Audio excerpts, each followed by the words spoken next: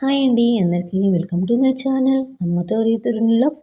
ఈరోజు ఒక మంచి టేస్టీ అయిన బెండకాయ ఫ్రై అనేది ఎలా చేయాలని ఈరోజు ఈ వీడియోలో మీకు చూపిస్తాను.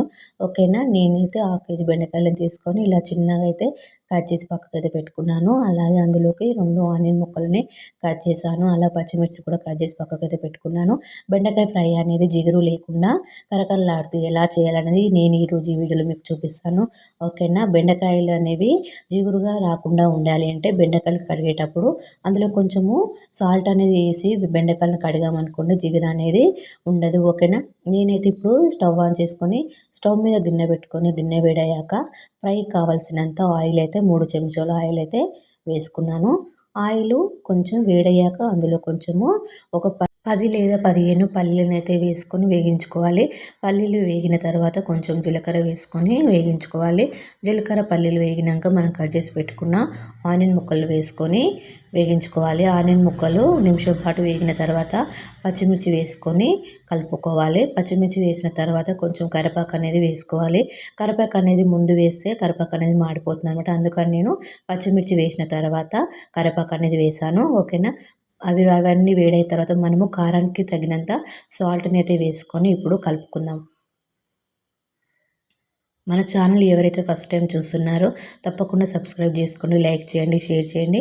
పక్కనున్న బెల్ ఐకాన్ మాత్రం తప్పకుండా ప్రెస్ చేయండి. బెల్ ఐకాన్ కొట్టడం వలన మనం చేసే ప్రతి వీడియో నోటిఫికేషన్లో అందరికన్నా ముందు మీకు వస్తుందన్నమాట. ఓకేనా. ఇప్పుడు అవన్నీ కొంచెము రెడ్ కలర్లోకి వచ్చిన తర్వాత ఇప్పుడు మనం కట్ చేసి పెట్టుకున్న బెండకాయ ముక్కలను అయితే ఇప్పుడు ఇందులోకి వేసుకోవాలి.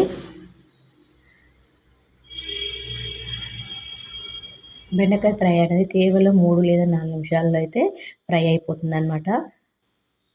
బెండకాయ ఫ్రై లంచ్ బాక్స్లోకి పెట్టామంటే పిల్లలు ఎంతో ఇష్టంగా తింటారు.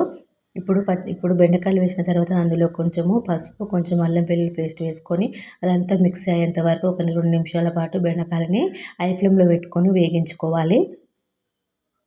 ఇలా కలిపిన తర్వాత 2 నిమిషాలు లేదా 3 నిమిషాల పాటు మూత పెట్టుకొని వేగించుకోవాలి.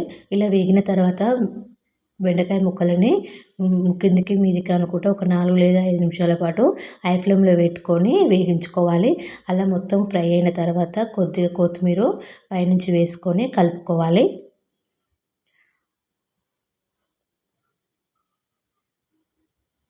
బెండకాయ ఫ్రై అనేది చాలా అంటే చాలా టేస్టీగా వస్తుంది. ఓకేనా ఫ్రెండ్స్. నేను చెప్పినట్టు తప్పకుండా ట్రై చేయండి. ఎంతో టేస్టీగా కరకరలాడే బెండకాయ ఫ్రై అనేది రెడీ అయిపోతుంది. ఓకేనా ఫ్రెండ్స్. బాయ్.